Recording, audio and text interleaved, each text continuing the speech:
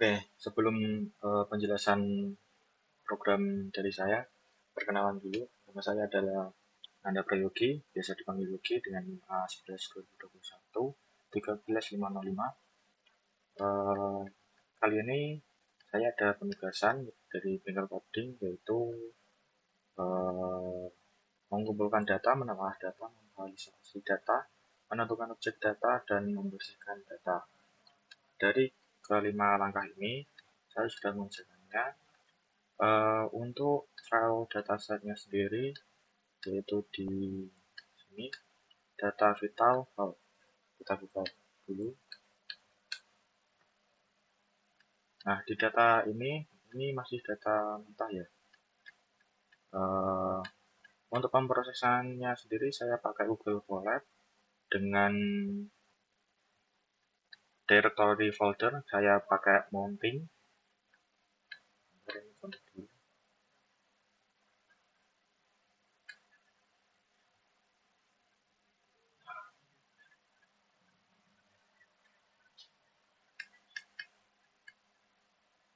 Oke, sudah connect.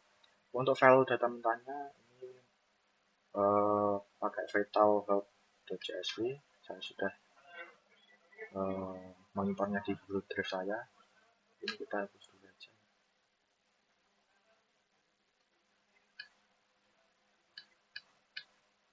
Oke, kita mulai dari program Google Colab ini dulu. Di sini ada beberapa library, yaitu library Pandas, NumPy, Plotly, sama Seaborn. Penjelasan library ini, Pandas itu digunakan untuk memanipulasi dan analisis data, khususnya untuk menangani data tabular dalam bentuk data frame. Terus ada library NumPy, ini digunakan untuk komputasi numerik seperti operasi array dan matematika.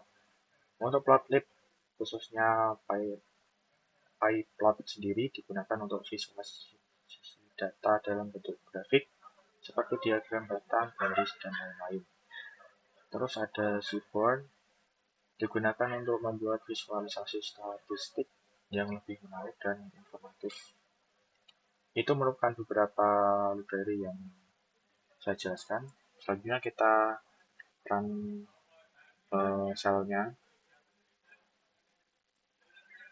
Oke, di sini saya buat DF ini untuk menyimpan data JSON-nya, vital.jsv-nya, kita run juga.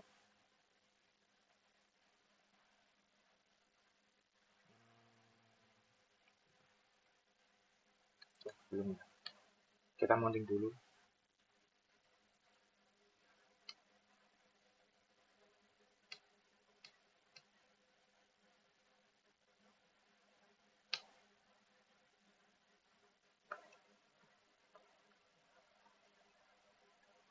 Oke, mountingnya udah ada. Di sini folder file datasetnya saya taruh di Google Drive.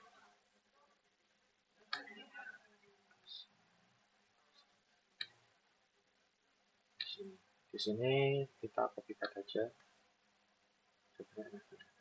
Karena dulu. Udah benar. Ini jadi di sel ini membaca file CSV yang berisi data kesehatan lah. Itu menggunakan fungsi pdread yang diambil dari library Pandas yang pakai SPD ya, dan menyimpan dalam variabel df. Dan df ini akan menjadi data frame yang memuat seluruh data dari file CSV tersebut. Terus kita ke bawahnya lagi, ini ada df head. Df head ini untuk menampilkan 5 baris pertama dari dataset ini. Dan ini juga untuk membantu kita melihat gambaran umum tentang data yang kita olah. Terus ada bagian lagi ini df-info. Df-info ini sendiri memberikan informasi umum tentang data frame seperti jumlah data, nilai nol atau non nol, tipe data kolom, dan jumlah kolomnya. Di sini ada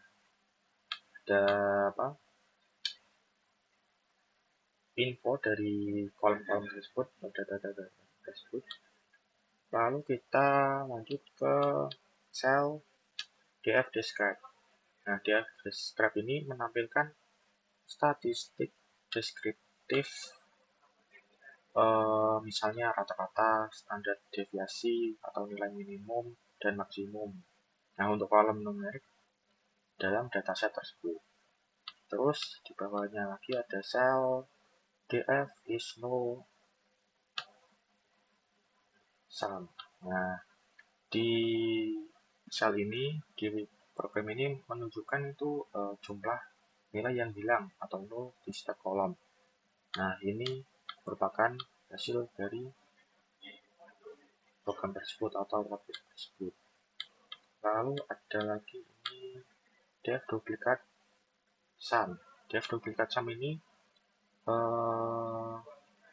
berfungsi untuk menunjukkan jumlah baris duplikasi di dataset tersebut. Ini jumlah duplikasinya ada 5. Terus kita lanjut ke sel df type, df data type.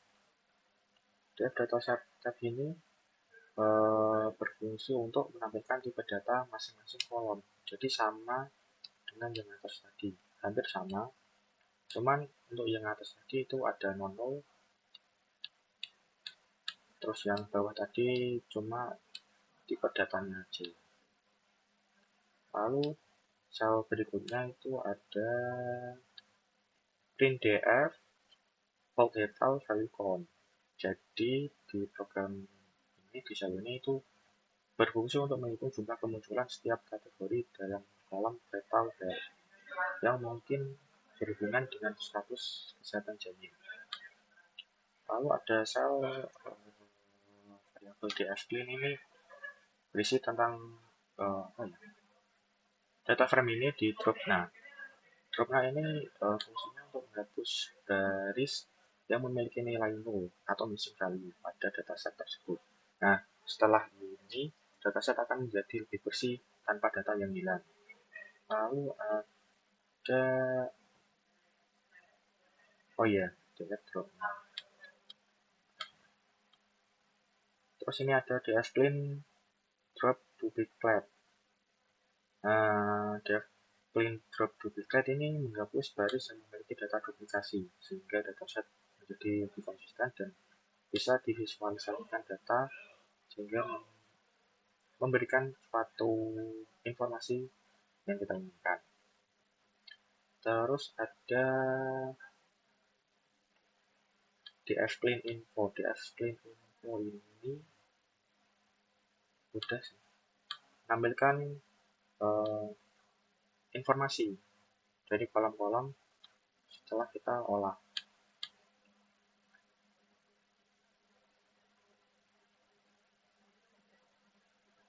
Di df_clean info sendiri juga digunakan untuk menampilkan informasi terbaru mengenai dataset yang sudah dibersihkan juga. Lalu program ini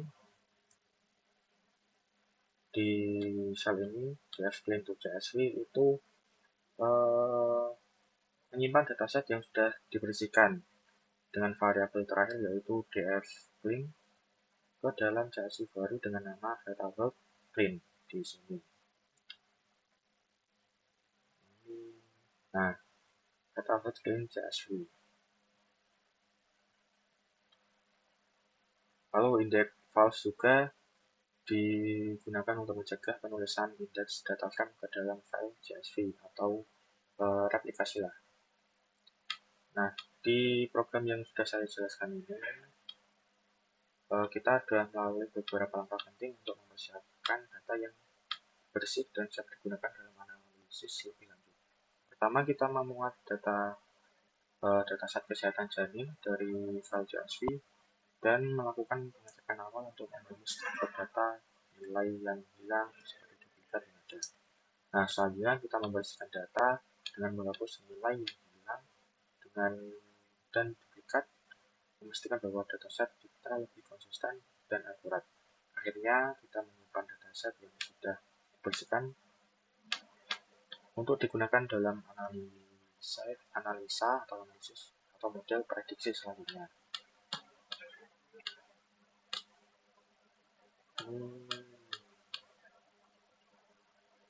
Proses pemberisian data adalah langkah krusial dalam analisis data, karena data yang bersih akan menghasilkan hasil yang lebih dapat dipercaya dan memberikan insight yang lebih baik.